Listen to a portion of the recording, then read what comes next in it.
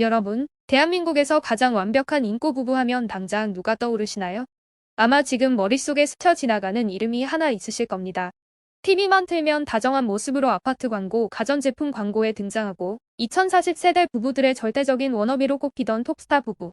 우리도 저렇게 늙어가자며 수많은 사람들의 부러움을 샀던 그들이죠.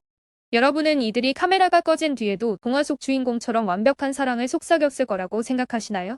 네, 틀렸습니다. 이들의 진짜 모습은 우리가 믿고 싶었던 아름다운 로맨스와는 아주 완전히 다른 곳에 있었습니다. 지금부터 여러분이 알던 환상을 산산조각 낼 2026년 4월 대한민국을 발칵 뒤집어 놓은 최악의 대참사에 대해 이야기해 보겠습니다.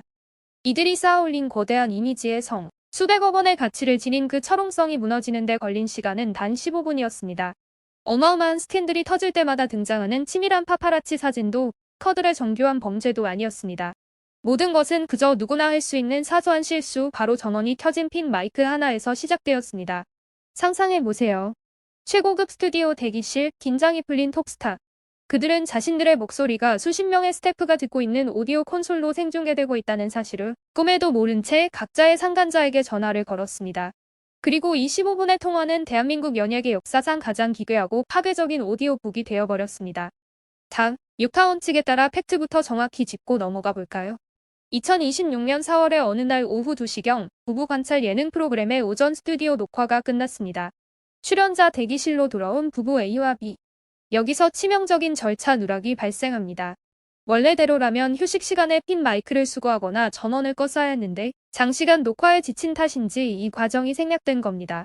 오후 2시 5분부터 20분까지 이 부부는 같은 공간에 있으면서 각자의 내연남, 내연녀와 사적인 통화를 시작합니다. 놀라운 건 뭔지 아세요? 두 사람은 서로가 바람을 피우고 있다는 걸 너무나 잘 알고 있었습니다. 심지어 동반 광고 재계약과 방송 출연료라는 철저한 비즈니스 목적을 위해 언제 어떻게 쇼윈도 부부 행세를 할지 공모하는 내역까지 서슴없이 나눴다는 의혹이 제기되었습니다. 이 기막힌 상황은 고스란히 마이크를 타고 오디오 감독과 스태프들의 수신기로 실시간 전송되고 있었습니다. 연예계에서 잔뼈가 굵은 베테랑 연예인들이 어쩌다 이런 아마추어 같은 실수를 했을까 싶으시죠? 하지만 방송 현장에서는 의외로 흔한 일입니다. 과거에도 중견 배우 김수미 씨가 마이크가 켜진 줄 모르고 동료에게 부적절한 발언을 했다가 논란이 된 적이 있었죠. 인간의 무의식적인 습관과 현장의 혼선이 빚어낸 치명적 오류였습니다. 그리고 그 현장 어딘가에서 특정 스태프로 추정되는 인물이 이 기막힌 15분을 자신의 스마트폰이나 보이스 레코더로 조용히 녹음하고 있었습니다. 판도라의 상자가 열리는 순간이었죠. 하루가 지난 디퍼서스일의 밤 9시 직장인 익명 커뮤니티 블라인드 방송사 게시판에 핵폭탄이 떨어집니다. 15분 분량의 녹음 파일 원본과 텍스트 변환본이 업로드된 겁니다. 통로의 파급력은 상상을 초월했습니다. 단 1시간 반 만에 카카오톡 오픈 채팅방과 텔레그램을 통해 이른바 찌라시가 무서운 속도로 퍼져나갔고 엄청난 트래픽이 몰리면서 블라인드는 물론 대형 연예인 커뮤니티 서버들이 줄줄이 다운되는 초유의 사태가 벌어졌습니다. 초기에는 이거 AI 딥페이크 음성 아니냐는 조작설도 돌았습니다. 하지만 네티즌 수사대가 등판하면서 상황은 180도 달라집니다. D+1 새벽 1시 수만 명의 네티즌들이 당일 예능 프로그램 녹화 스케줄과 부부 동반 광고 모델 리스트를 크로스체크하기 시작했습니다. 결정적으로 녹취록 안에 담긴 상간자의 특수한 직업군, 광고 재계약 시험, 심지어 소속사 대표의 실명 등 현장에 있던 사람만이 알 수 있는 고도의 사적 정보들이 딱딱 맞아떨어지면서 당사자가 A와 B 부부라는 사실이 99% 특정되었다는 주장이 지배적으로 자리 잡았습니다. 결국 날이 밝자마자 주요 언론사들은 실루엣 썸네일과 이니셜을 띄우며 대서특필하기 시작했습니다. 소속사 측은 당황하며 사실 확인 중이라는 뻔한 공식 입장을 냈지만 이미 엎질러진 물이었죠. 가장 먼저 움직인 건 기업들이었습니다. 부부 동반 광고 송출이 즉각 중단되었고 광고주 기업 법무팀들은 아침 9시부터 긴급회의를 소집했습니다. 수백억 단위의 돈이 허공으로 증발하기 직전의 급박한 상황이었습니다. 단, 여기까지가 대중이 열광하는 도파민의 영역이었다면 이제부터는 피도 눈물도 없는 법과 팩트의 세계로 들어가 보겠습니다. 대중의 공분은 불륜 부부를 향하고 있지만 여러분, 법의 테두리 안에서 당장 가장 먼저 그리고 가장 무겁게 쇠고랑을 차게 될 사람은 누구일까요? 놀랍게도 불륜을 저지른 부부가 아니라 이 음성을 몰래 녹음하고 유포한 제3자, 바로 최초 유포자 스태프입니다. 대한민국 통신비밀보호법 제3조 제1항. 누구든지 공개되지 아니한 타인 간의 대화를 녹음하거나 전자장치 또는 기계적 수단을 이용하여 청취할 수 없다. 법조문이 꽤 엄격하죠. 여기서 핵심은 녹음한 사람이 대화에 참여한 당사자냐 아니냐입니다. 본인이 대화에 참여했다면 몰래 녹음해도 불법이 아니지만 대화에서 배제된 제3자가 타인의 대화를 훔쳐듣고 녹음하는 건 이유 불문, 목적 불문하고 전면 금지된 중범죄입니다. 스태프는 대기실 대화에 참여한 주체가 아니잖아요. 이건 명백한 통신비밀보호법 위반입니다. 혹시 대기실은 공적인 장소고 마이크가 켜져 있어서 우연히 들린 거 아니냐? 라고 생각하시는 분들 계실 겁니다. 하지만 대법원 판례는 그렇게 호락호락하지 않습니다. 2020년 대법원 판결을 보면 한 전도사가 교회 사무실에서 동료들이 사적으로 나누는 대화를 가청 거리에서 폰으로 몰래 녹음했다가 유죄를 선고받았습니다. 대화 당사자들이 누군가 듣고 녹음할 것이라 예상하지 못했고 일반 공중에게 공개된 성격이 아니라면 불법 녹음이 성립한다는 거죠. 업무용 기기가 켜져 있어서 자연스럽게 녹음됐다. 대중에게 진실을 알리려는 공익적 목적이었다 같은 변명. 법원에서는 얄짤없습니다. 엄격한 비교 형량을 통해 아주 제한적으로만 정당행위를 인정하기 때문입니다. 이 불법 녹음에 대한 처벌이 얼마나 무서운지 아세요?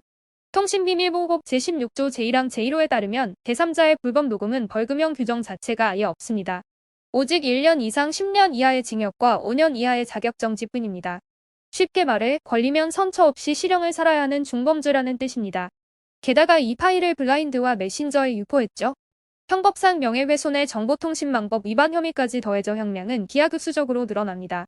정의의 사도 코스프레를 하려다 자기 인생을 완전히 박살내버린 격입니다. 그럼 여기서 재밌는 질문 하나 던져보겠습니다. 이 부부 어쨌든 15분짜리 통화 녹음이라는 명백한 쌍방불륜 증거가 세상에 까발려졌잖아요. 그럼 나중에 이혼 소송이나 상간자 위자료 소송을 할 때 이 녹음 파일을 법정의 증거로 낼 수 있을까요? 정답은 절대 불가입니다. 우리 형사소송법 제308조 2는 위법 수집 증거의 배제 법칙을 강력하게 명시하고 있습니다. 독수독과 즉 불법으로 수집된 증거는 아무리 진실을 담고 있어도 휴지 조각 취급을 받습니다. 예전에는 민사나 이혼 소송에서는 판사 재량에 따라 불법 녹음이라도 증거로 채택해주는 경우가 종종 있었습니다. 하지만 최근 대법원의 트렌드는 완전히 바뀌었습니다. 배우자의 외도를 잡겠다고 몰래 녹음기를 설치하거나 스파이 앱을 깔아서 얻어낸 증거. 법원은 이를 명백한 통신비밀보호법 위반으로 보고 가사 재판에서도 증거 사용을 원천 배제하는 추세입니다.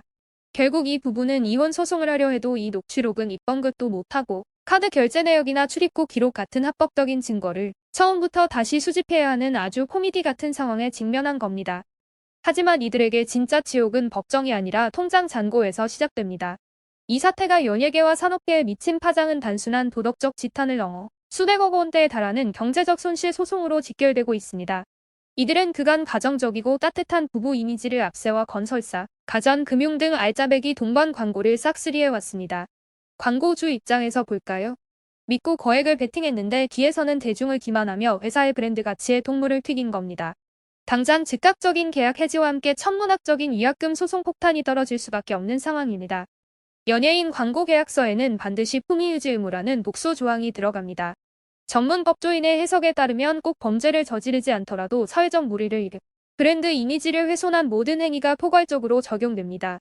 과거 서예지 배우 사건 때도 법원은 당사자 간의 신뢰관계가 파괴되었으니 계약 해지는 적법하고 남은 모델료를 반환하라고 판결한 바 있죠. 이 부부의 경우는 아예 계약 기간 도중에 대놓고 불륜을 저지르고 은폐한 팩트가 녹취로 터져버렸으니 품위유지 의무 위반으로 모델료의 2에서 3배에 달하는 수백억 원대 위약금을 물어낼 확률이 매우 아주 높습니다. 이게 남 일 같으신가요? 치밀하게 로직을 짜놓은 파이썬 자동 매매봇이 단 하나의 변수가 오류로 꼬여버려 억대 계좌가 순식간에 청산당하는 것과 똑같은 이치입니다. 광고 계약금을 받을 때는 소속사와 수익을 나누지만 막상 이런 구설수로 위약금을 물어낼 때는 계약 당사자인 연예인 개인이 오롯이 그 짐을 짊어지는 경우가 대부분입니다. 소속사의 재무적 방어막 없이 A와 B는 자신들이 평생 모은 막대한 개인 자산으로 수백억을 토해내야 하는 불가항력적 재앙에 빠진 셈입니다.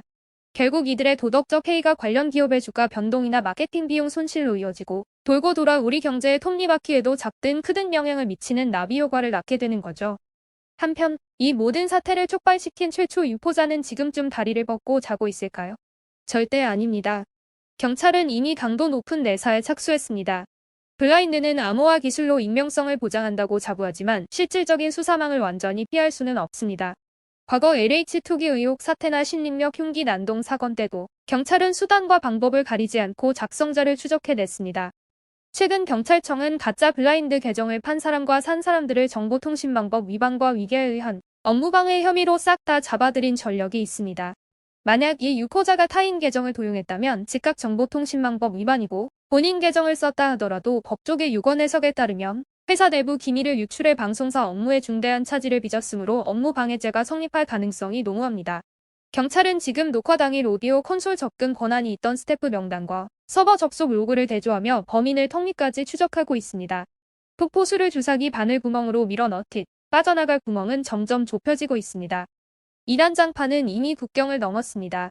글로벌 커뮤니티 레딧이나 X를 보면 서구권 네티즌 특유의 맵고 냉소적인 반응들이 쏟아지고 있습니다. 가장 유행하는 밈이 뭔지 아세요? 바로 이 러브 매스입니다. 그들의 커리어가 망하든 말든 내 알바 아니지만 대기실이라는 공공장소에서 저런 스펙터클을 창조한 건 합법적으로 너무 우스꽝스럽다며 팝콘을 뜯고 있는 상황입니다. 이런 글로벌 조롱거리로 전락했다는 것 자체가 한류 콘텐츠의 위상에 씁쓸한 오점을 남기고 있습니다. 해외 유저들은 이걸 고전적인 점보트론 밈에 비유합니다. 스포츠 경기장 대형 전광판에 몰래 바람 피우던 현장이 딱 걸려버린 코미디 영화의 한 장면 같다는 거죠. 스스로 자업자득의 함정에 빠졌다는 뜻의 카르마와 페이포라는 단어가 이 부부의 새로운 연관 검색어가 되어버렸습니다. 리얼리티 TV쇼보다 더 리얼하고 노골적인 방식의 폭로에 전 세계가 도파민 중독에 빠진 모습입니다.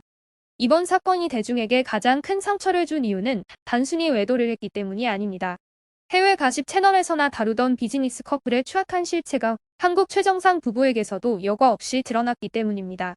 철저한 PR 전략 아래 팬덤의 사랑과 대중의 호감을 체스판의 말처럼 조종하며 막대한 수익을 편취해 온 사기극에 분노하는 것입니다. 대중은 바보가 아닙니다. 그들이 가정을 연기하며 내 지갑을 열게 만들고 우리 일상의 허상을 팔았다는 사실에 배신감을 느끼는 것입니다. 원래 대형 기획사들의 위기관리 매뉴얼은 뻔합니다. 논란이 터지면 대형 로펌을 끼고 명예훼손에 대해 강력한 법적 대응을 하겠다며 으름장을 놓고 여론을 통제하려 들죠. 할리우드의 거물급 스타들이 과거의 오점을 수면 아래 로스로 담아버리던 그 방식 그대로 말입니다. 실제로 이번 사건 직후에도 양측 소속사는 전형적인 협박성 보도자료를 준비했다는 루머가 파다했습니다. 하지만 15분짜리 날것의 음성 파일이 터져버리면서 이 잘난 PR 전략은 시작도 전에 붕괴되었습니다. 명백한 증거 앞에서는 대형 로펌 할아버지도 소용이 없거든요.